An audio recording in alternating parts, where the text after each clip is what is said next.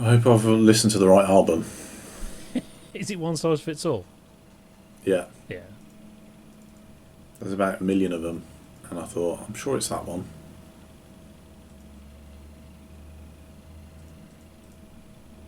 Okay, right, let's go. Go. One size fits all. There it is. Why are we reviewing this one, Kev? You've already reviewed this. Yeah, well, I went back and watched it actually, and after we decided to do it and to sort of copy what I'd said, and I said nothing. I said nothing at all. It's a terrible review. There it is. But I do have the remaster, as in my one was the Ryko one, which sounds really muddy and horrible. So that's, at some point I'm going to buy these things again. So this is the excuse to do it, and it is.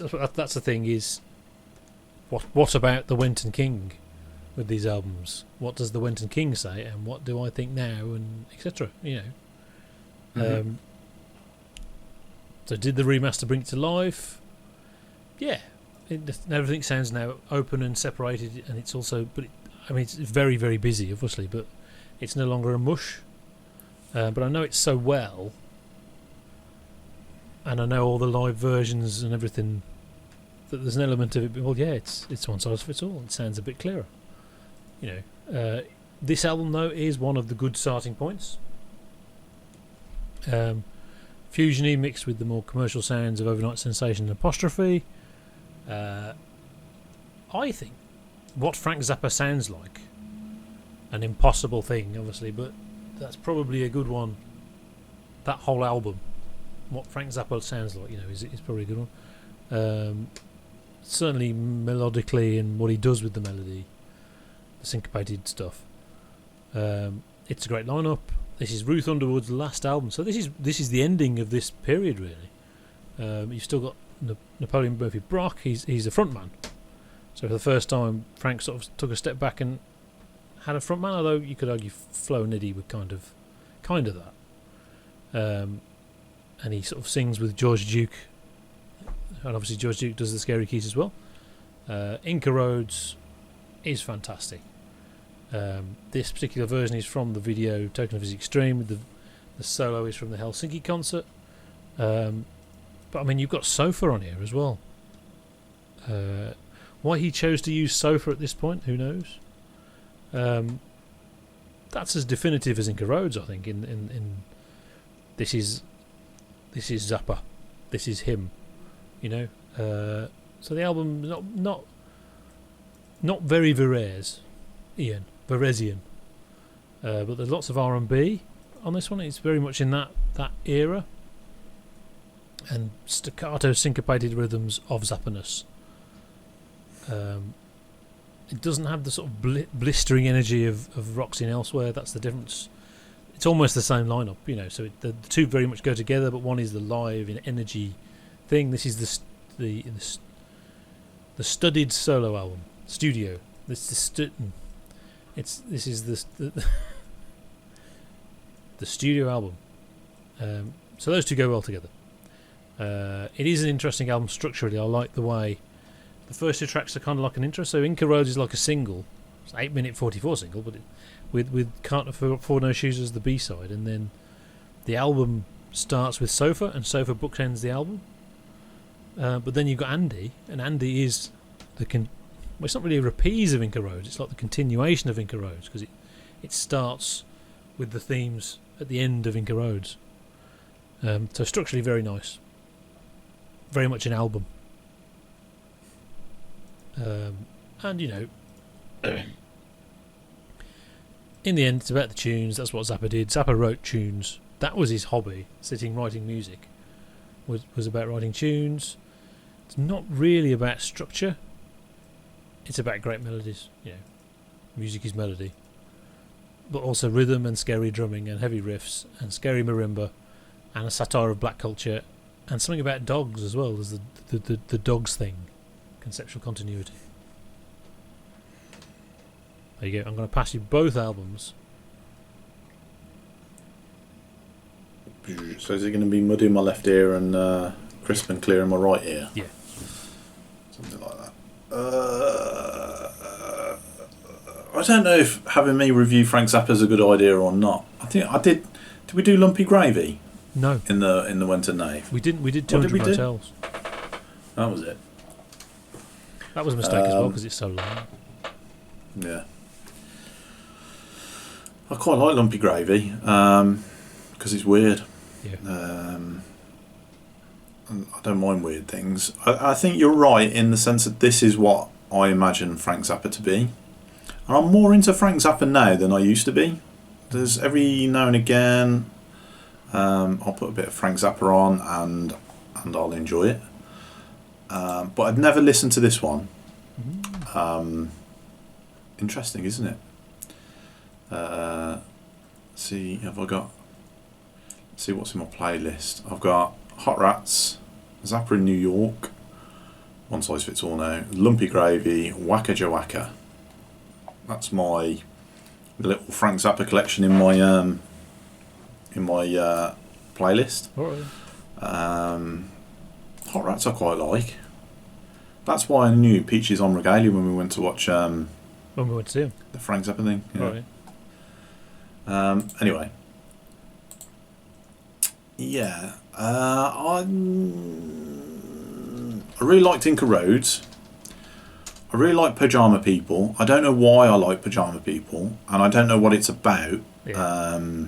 But I was interested. Who are these Po-Jama People that he's going on about? And I never really got it. But because this was my sort of impression of what Frank Zappa did, it felt a little bit like Frank Zappa on Cruise Control. It's sort of like, yeah, that's Frank Zappa. And I get a bit of a Woody Allen vibe from Frank Zappa. He's so prolific in his output that I've become a little bit sceptical as to how much polishing goes on.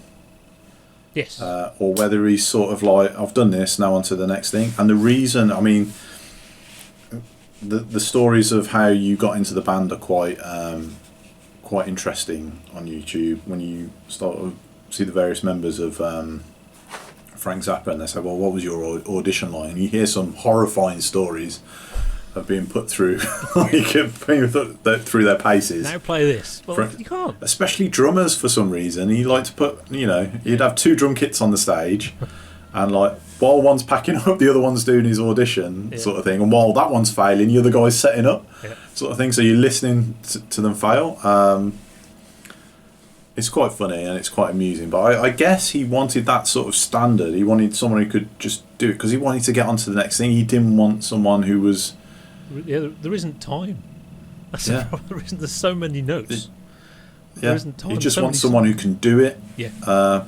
And that's probably why he went for the kind of player he did early on in his phase. And I think this is sort of like a bit of a transition moment, isn't it? This is the end of a period, actually, I think. Yeah. He's going from well-educated, sort of like college kids who know music and music theory and stuff like that. And I think he's trying to get in people with a little bit more, I don't know, a little bit more feel, maybe a little bit more, bit more style. I think he always had that problem of getting the people with the technique who have some mojo. Yeah, that's what he wants. 10 people in the world like that, so it's a bit difficult. Yeah. That's why, I mean, his drummers are so renowned because they're, they have to play incredibly difficult things, and they have to pick it up like quickly. Yeah. Anyway, so I mean that Inca Roads feels.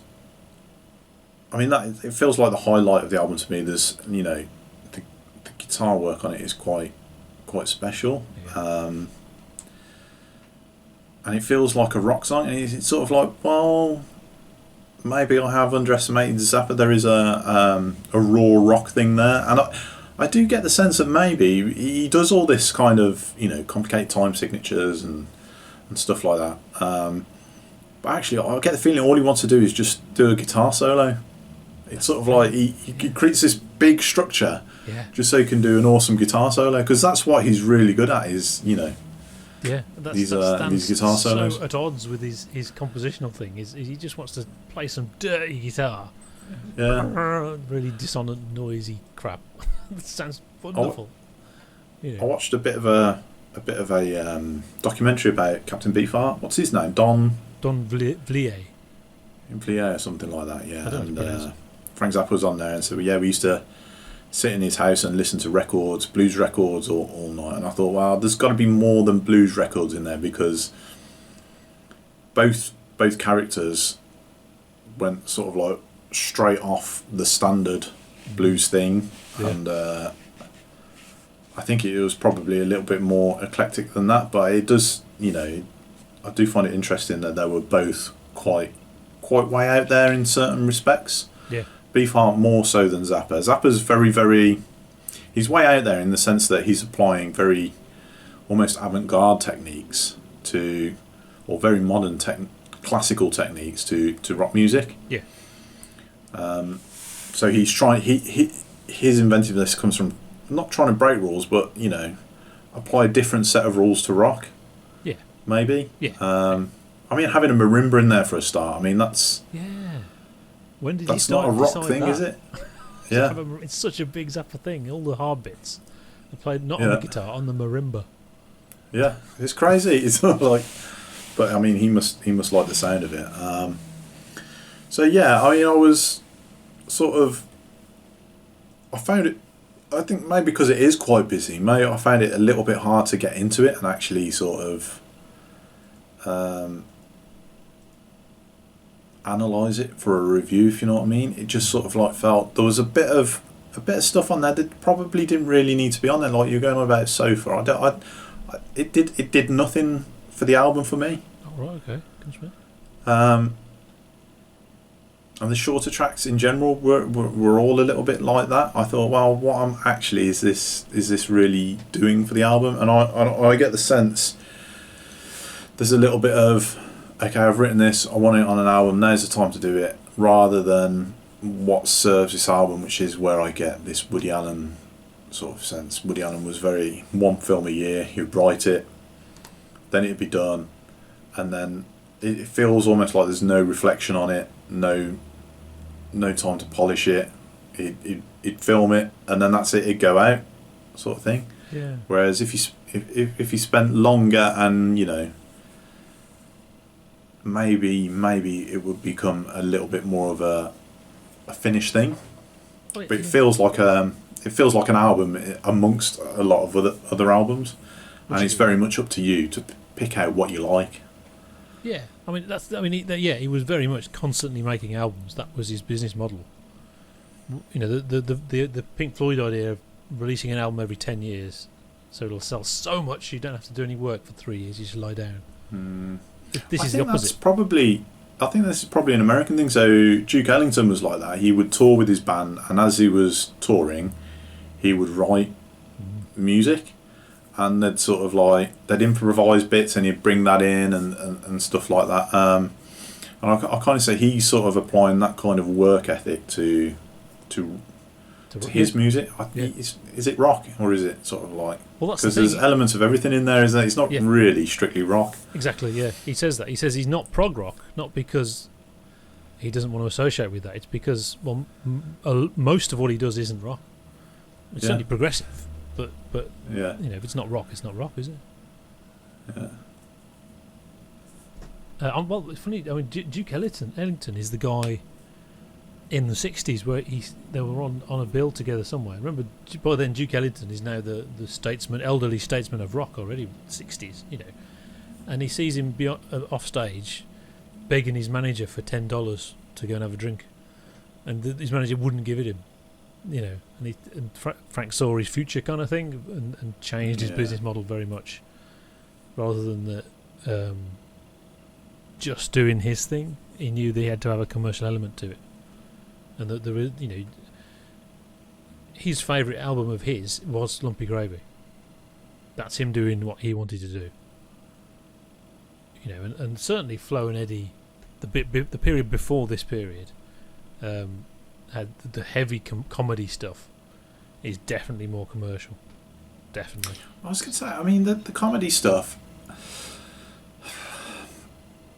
We've discussed this before, and I find it very difficult to articulate what I feel about it. It's sort of like it feels almost like a shortcut for actually writing something for a piece of music, if you know what I mean. It's sort of like all it's got to do is be funny, and if it's funny, it's done its job. Well, yeah, I mean, comedy music, that's the thing with comedy music, isn't it? If it's funny, but the actual music is horrible. But, I mean, that's not Zappa, is it? It feels like cheating to me. It feels like I don't really... I mean, it makes me wonder how much long they actually spent on the lyrics and stuff like that. It sort of makes me think, well, they're just writing a bit of a comedy skit. What can we say that's a little bit offensive? Well, but the fact that something comedy doesn't mean that it doesn't take a lot of work to do. Yeah, but this didn't feel like it took a lot of work to do. I don't... I don't know, mate. I'm probably completely wrong, but I mean, it's sort of like... Yeah, I'm struggling to explain it. It's sort of like... It doesn't feel like...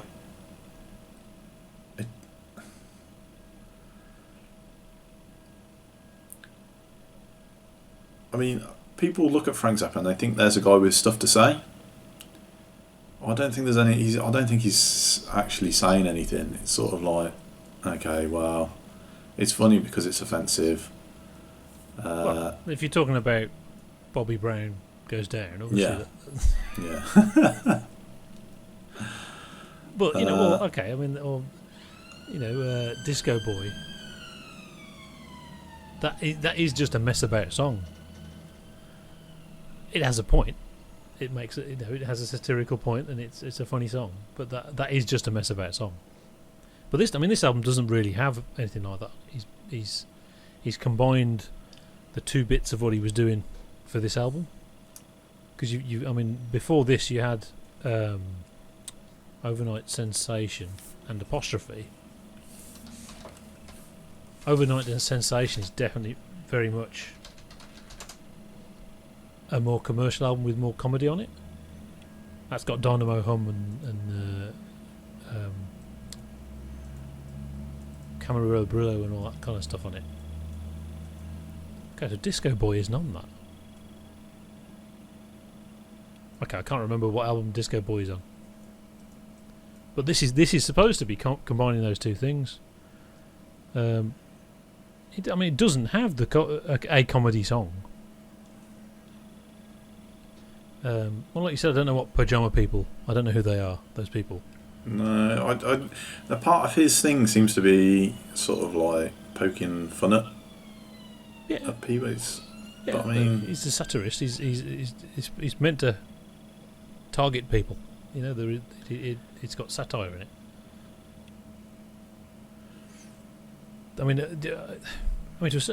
I think there is a clash in that he's doing lots of things at once, isn't there? So he's also doing Inca Roads. He's also doing his guitar thing.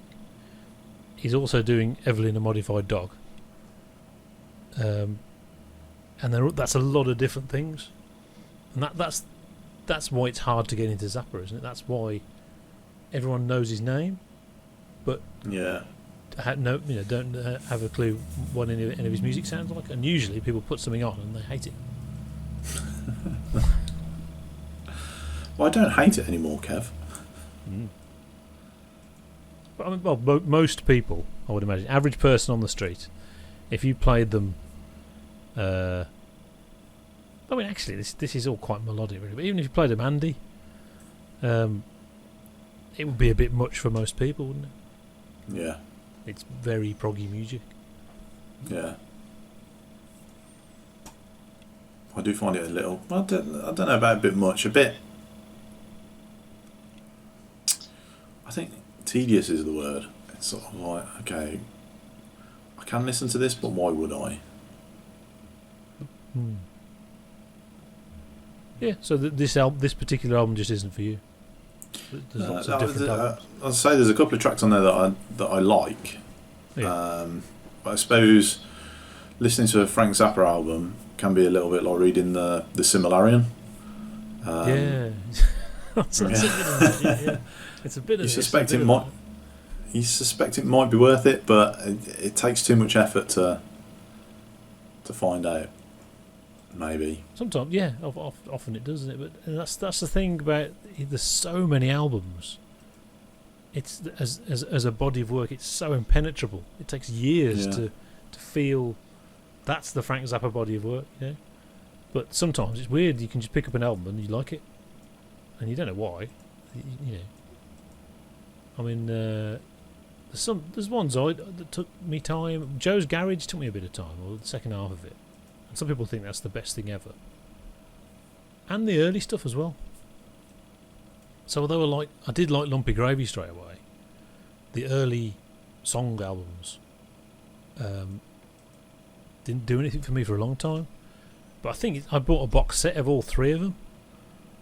That's how I bought them, which was a mistake. 'Cause it was just too much and badly recorded people singing badly, and you know, was just horrible. I still think this one is a good, like Hot Rats and Uncle Meat and things like that. A good intro album. I don't think Lumpy Gravy is a good intro album because usually when you read about it, people say, "Well, yeah, I like Frank Zappa, but that one's a bit." Ooh. I suppose if it depends. It's like with metal, isn't it? It's like, well, what or prog, you know. Well, what's the entry point? It depends what you already listen to. So if you already like avant-garde music, put on Lumpy Gravy. Yeah.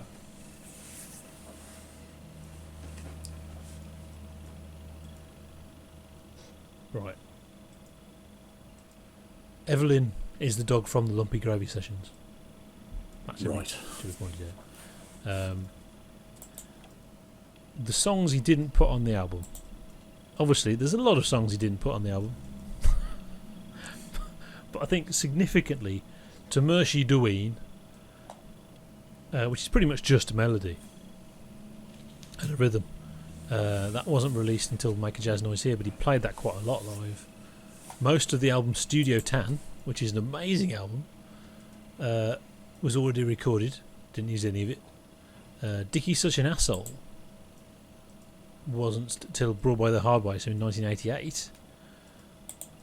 Was that 88? Might have been 1990 or something like that. I don't know if he left that off because it was overtly political or whether it was immediately out of date. So that's why he didn't use it till later, maybe. And Dupree's Paradise was the jam song, so they couldn't use the live versions. So it's a bit odd that he didn't use that as a song, but I suppose, you know, and that didn't come out until it was a Synclavier version of that came out in the 80s. Sam Ber'dino is Johnny Guitar Watson. I mean, to me, that's the one that's out of place. Because it's a blues rock kind of, you know. So you got Johnny Guitar Watson singing, and people say, well, why didn't he play the guitar?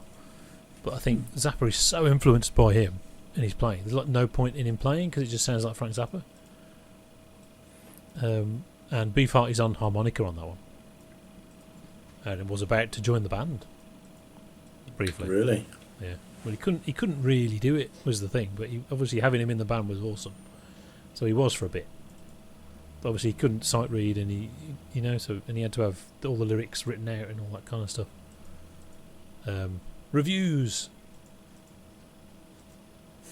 The lowest point in Zappa's career. I don't know who this is tweeted to.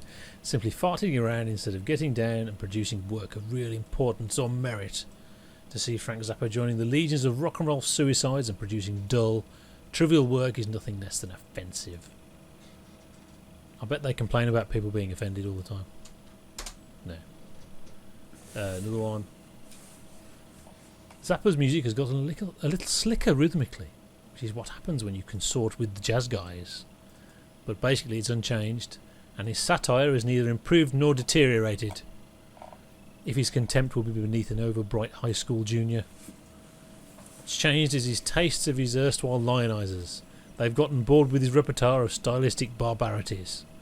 Us smart people just got bored faster.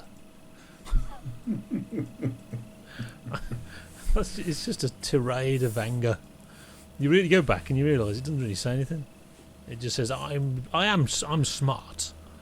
Screw you, Frank. And it does do that. It does. I mean, it does annoy people. Like, you know, I think we talked about Malmsteen. We didn't know how it makes people angry. Zappa makes people angry as well. I mean, a lot of that is that he's still successful and they've not been listening to him. How can that be? Yeah, probably. And also, obviously, changed the band members as he went, and they don't like that. That's the hero's narrative of this is the band. You know, it's that winning combination of, which is such a rare. Pink Floyd, that's true, isn't it? It really is that combination, but so rarely.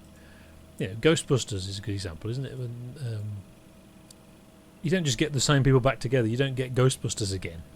You get Ghostbusters too. It was all right. It wasn't Ghostbusters. Yeah. So yeah, it's a 5 album for me. It's a good one, and Inca Roads is my. Well, I think it's an easy answer to say what's your favourite Frank Zappa song. To say Inca Roads. Right. I mean, I'll give it 4 eggs. I mean, maybe I've been a bit harsh on it in places, but I mean, it's pretty good. There's enough good on there to do it. I just can't. Yeah. Well, I mean, I found it a bit inaccessible when I got it, but I always assumed that was the production. Yeah. It just felt a bit like mud. It was just a bit, even though I knew the bits were good. But now, obviously, I know it so well. I don't, can't really relate to that now. So yeah, that's it. It is reviewed. We've done some Frank Zappa. Yeah. So was that a good idea? I think so. What are we going to do next? That's the problem. That's what worries me. I don't know. I don't want to do anything yet where I have to buy an album. I want to do something I know. What do we both know that we haven't reviewed? Which Rush albums did we do? Oh, we did. Oh yeah, that's a good idea. Yeah, because we did 2112, 2112, what it was called, and we did the next one, Farewell to Kings, and Cygnus X1, Hemispheres. But the next why don't we do? Why don't we do the Tom Sawyer one? Motion pictures, is it? Or motion pictures, yeah, and Permanent Waves. Yeah, you want to do them both? Yeah. Has Permanent Waves got Spirit of Radio on? Yes. Okay, yeah, let's do both. They'll like that. They will like that, yeah. Well, they'll like it if we like it. If we don't like it, it'll be a disaster. So what's the third one? Actually, I mean, on a theme, we've just done Zappa. I mean, we could do a King Crimson album at some point. That's true. Because you've done all the King Crimson albums, but we haven't done them all. Yeah. And I bloody love that. Samthrak. We never did Samthrak. The reason we never did Samthrak was I gave you the box set. Not just the album. I gave you 18 discs of live and jamming and... Yeah, let's do Thrak. Let's do that. But you just have to this time. You just have to listen to the album this time. Okay, so we'll do Thrak. Are we going to do Rush as well? We'll do Rush after that. So we'll do Thrak and then we'll do Rush.